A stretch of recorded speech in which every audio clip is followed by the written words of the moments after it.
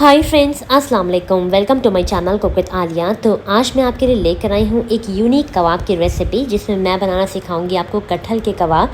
क्योंकि आपने कबाब तो कई तरीके के खाए होंगे, मगर कटहल के कबाब कम ही ट्राई करे होंगे।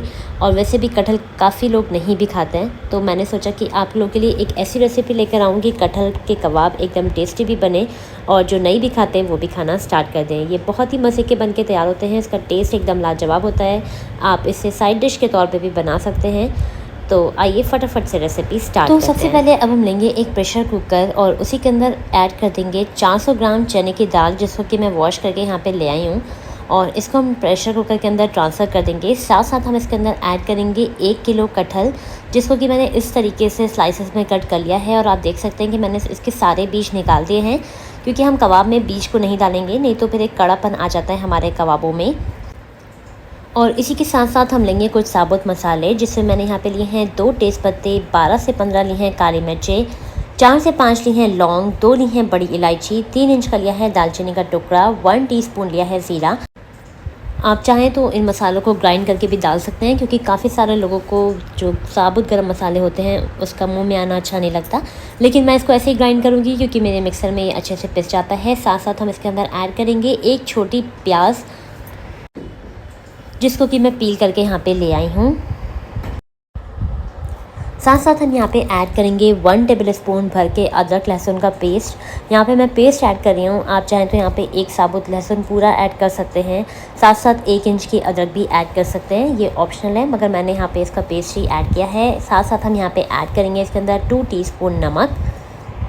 नमक को आप अपने टेस्ट के अकॉर्डिंग भी ऐड कर सकते हैं। और हम यहाँ पे ऐड करेंगे हाफ़ टी-स्पून हल्दी पाउडर। हल्दी डालने से इसमें जो कलर आता है वो अच्छा सा आ जाता है। आप यहाँ पे 1 टीस्पून लाल मिर्चों का पाउडर भी ऐड कर सकते हैं, और 1 चुटकी आप यहाँ पे हींग भी ऐड कर सकते हैं।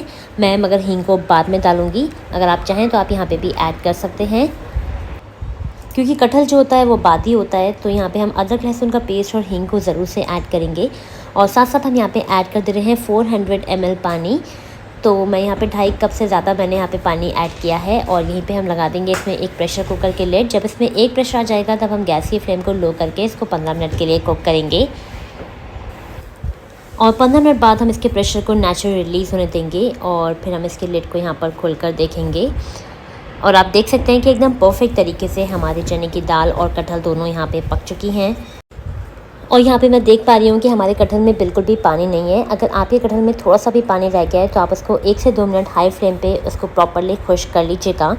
और यहाँ पे पानी वगैरह नहीं था, तो मैंने इसको एक बड़ी प्लेट में बाहर निकाल लिया है। और अब हम इसको कम्प्लीटली ठंडा होने देंगे। जब ये ठंडा हो जाएगा, तब हम इसको ग्राइंड करेंगे। और इसी मोमेंट पे इसमें जो हमने तेज़पत्ता था उसको आप यहाँ पे डिस्कार्ड कर सकते हैं। और अब हम इसको ठंडा होने देंगे लगभग 1 घंटे के लिए। 1 घंटे बाद हम इसको ग्राइंड करके लेकर आएंगे।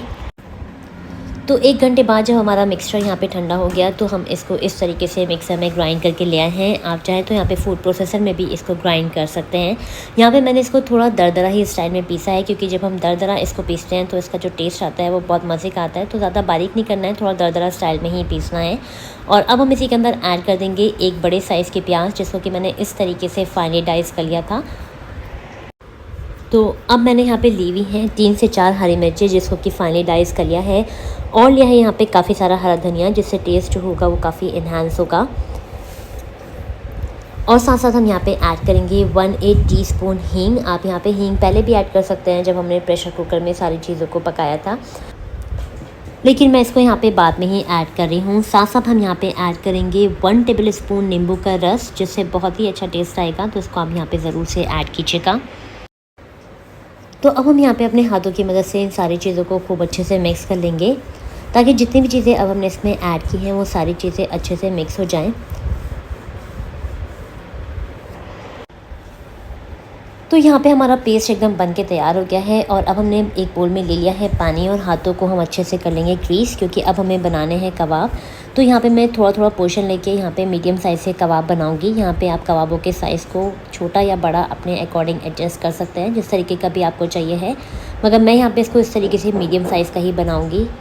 और आप देख सकते हैं इस तरीके से हमारा कबाब यहाँ पे बन के तैयार हो गया है।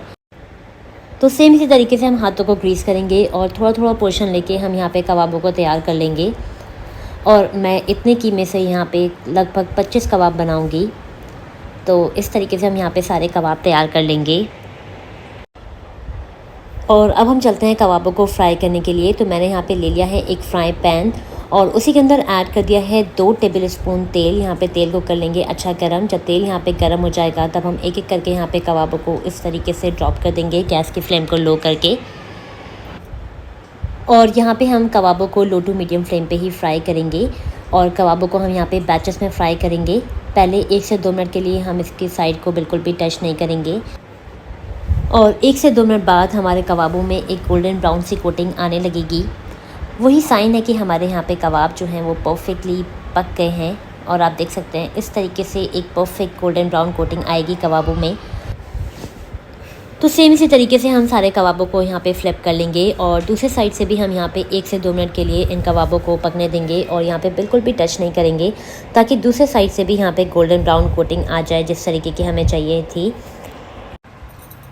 तो इस तरीके से एकदम परफेक्ट हमारे कबाब बनके तैयार होते हैं, जो कि बाहर से एकदम क्रिस्पी होते हैं और अंदर से सॉफ्ट। आपको इसमें पता ही नहीं लगेगा कि आप यहाँ पे कटहल के कबाब खा रहे हैं, ये इतने ज़्यादा टेस्टी बनके तैयार होते हैं। तो यहाँ पे हमारे दूसरे साइड से भी कबाब एकदम क्रिस्पी हो चुके हैं। तो अब हम तेल को स्क्वीज़ आउट करके इस तरीके से इन कबाबों को बाहर निकाल लेंगे और सेम इसी तरीके से हम बाकी सारे कबाबों को भी बैचेस में फ्राई करेंगे। तो ये लीजिए हमारे कटहल के कबाब एकदम बन के तैयार हो गए हैं और आप यकीन मानिए ये हमारे कीमे वाले कबाब से भी ज़बरदस्त बन के तैयार हुए हैं। और जब आप इन कबाबों को खाएंगे तो आपको बिल्कुल भी पता नहीं लगेगा कि आप यहाँ पे कटहल के कबाब खा रहे हैं। ये कबाब बाहर से क्रिस्पी हैं और अंदर से सॉफ्ट भी। आप इनको सर्व कर सकते हैं रोटी के साथ, चपाती के साथ, एज अ साइड डिश भी आप इसको सर्व कर सकते हैं। रेसिपी अच्छी लगी हो तो लाइक ज़रूर कीजिएगा, फैमिली और फ्रेंड्स में शेयर ज़रूर कीजिएगा और चैनल पर पहली बार आए हैं तो 1 टाइम ज़रूर से सब्सक्राइब कीजिएगा। Thanks a lot for watching my video.